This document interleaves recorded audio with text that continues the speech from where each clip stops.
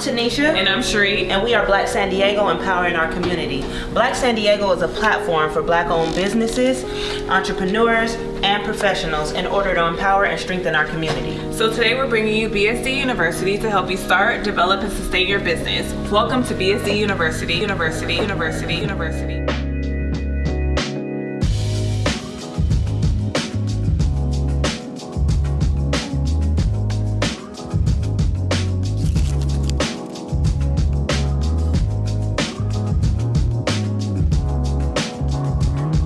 We've been operating Black San Diego since 2016, and as we've been navigating this business journey, we've made some mistakes. Right. We've learned, we've grew in business. What do you feel like we've learned?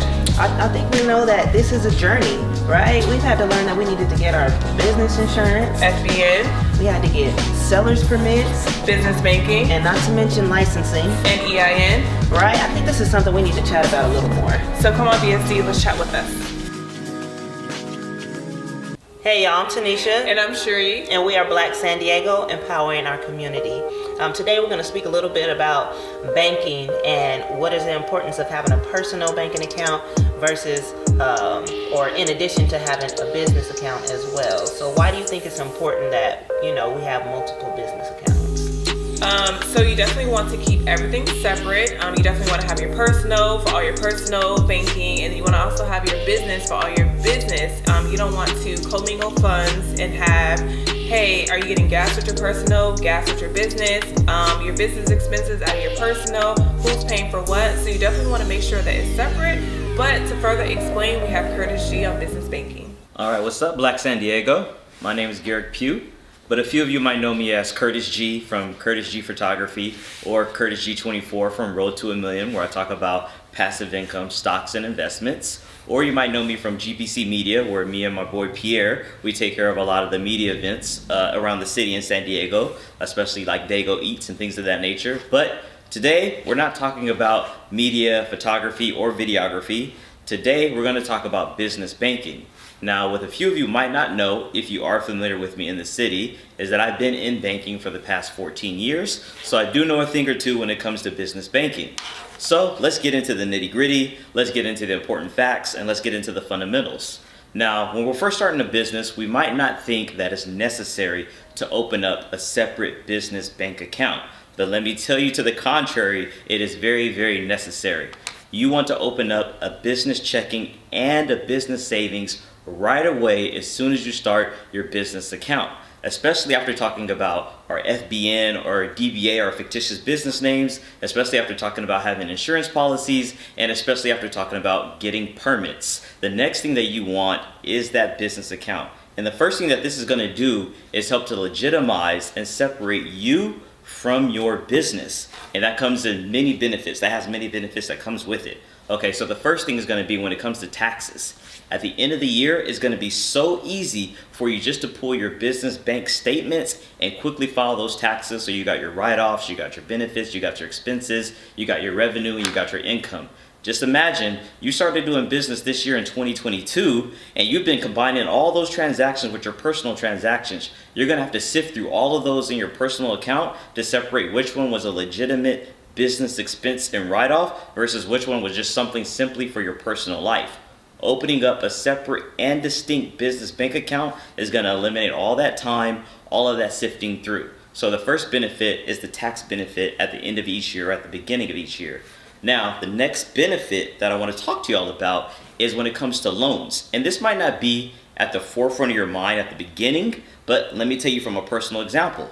Me having a separate and distinct business bank account for my photography made it very, very easy for my bank to give me a PPP loan when the pandemic hit. They saw that I already had a business banking relationship. They already saw that I had been running transactions for the past couple of years. I didn't have to draft anything up. I didn't have to pull any records from our personal bank account. They saw that Curtis G Photography already had established business with transactions, with revenue, which made it very, very easy to get that PPP loan. Now you might be thinking to yourself, well, that's past, they're done giving out government aid, the SBA is behind us, we're 2 years into the pandemic. But what did the pandemic show us? it showed us that anything can happen in the world economy or in the global economy that could cause the government to give out aid. And already having your separate established business bank account is going to put you that more ahead of the game than the next person that does not have it. So keep that in mind. On top of that, especially for those of us here in Black San Diego within our community, as soon as you establish your business bank account with that fictitious business name, you can easily go down to the county headquarters down there off of Harvard Drive and apply for a business grant. I believe the room number is 354 or 352, something of that nature. So you can see that these benefits of having a separate business account quickly start to add up. We've got our taxes, we've got the ability to get business loans even easier, and we've got the ability to have write-offs and things of that nature. So now I want to talk about my favorite benefit, my favorite part when it comes to having this business account or this business relationship with your bank or financial institution. And it's what they kind of call like fringe benefits, or just some of the extras that you get.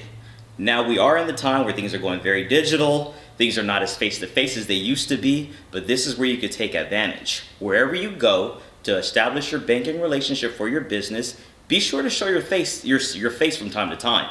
So I know that you might be in a cashless situation. A lot of your payments are coming through Venmo, Cash App. You might be able to take a picture of your check and deposit it right on your phone. So we're thinking to ourselves, hey, there's not really a need for me to go into the branch and see a bank teller, a new accounts rep, a loan specialist, a branch manager in person. I can do everything from my phone. I don't need to waste gas to go into the branch. But here's the thing. In this new digital era where everything is driven by data and numbers, that's all you become, is just a number for that branch, for that bank. But when you start to show up and show your face, you're shaking hands, you're building a rapport and a bond with the bankers, when your business name comes up on these banking reports, and trust me, I've been in banking for almost 15 years, there are plenty of reports that come up with clients' names on them. What's the average amount that they spend? How often do they overdraft? Are they a good candidate for a potential loan or a credit card that they haven't opened up? These reports are generated. Now just imagine, when these reports are generated and your banker can put a face to the name, a face to the business,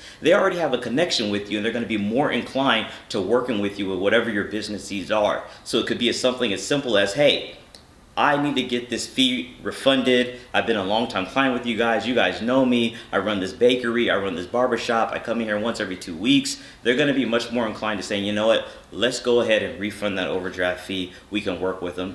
Or it could be something on the other side of the scale, the other side of the spectrum, and much more major. It's time for you to expand your business. It's time for you to scale. So you want to get a big business loan, or you're just a number. You don't really have that rapport with the banker, with the branch manager, and you're trying to get your foot in the door. It's going to be that much tougher. It's going to be that much more awkward to have that sit down and say, hey, this is my business plan. This is how much I do in revenue. When you're already buddy-buddy and you know who the branch manager is, you know who your banker is, they're going to say, oh yeah, I know G, I know Garrick, I know Linda, I know whoever. We've been going back for a couple of years. I remember when they first came in and opened their account, they didn't open it online. I remember when they came and just deposited $100. Now they got $5,000 checks coming in each month.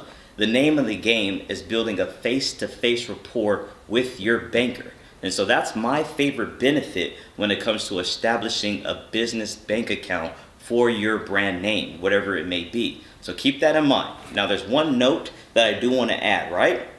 And this is just a sidebar that's coming to my mind. We're just vibing right now. We want to make sure that when you go in and you establish your business bank account, that you did indeed file your fictitious business name. And this might be something that a lot of us might not know, but let's just say I have a business, Curtis G Photography, but my name is Garrick Pugh. If I just go and say, hey, I want to open a business account under Garrick Pugh, the bank has no way of proving that any checks or funds that come under Curtis G Photography really belong to me. So that's why it's important, from the other classes that you've seen for Black San Diego University, that you take those to heart and you follow up on those steps. Each speaker spoke specifically about a process that you have to go through. So do not forget, if you have a different business name, you've got Leo's Barbershop, you got Ann's Bakery, make sure you go and file that fictitious business name, because when you open up your bank account, that's going to give you the right and ability to deposit funds into your account under that name. So make sure you follow that process in the BSD University. So those are just a few benefits, a few favorite extras that come to my mind when it comes to establishing a business bank account. Don't skip out on those. Don't think that you should just commingle your funds with your personal checking or savings. That's not the right way to go. There's plenty of more tips and tricks that we do have for you. So if you do want or need additional information, don't hesitate to hit up Black Sandy.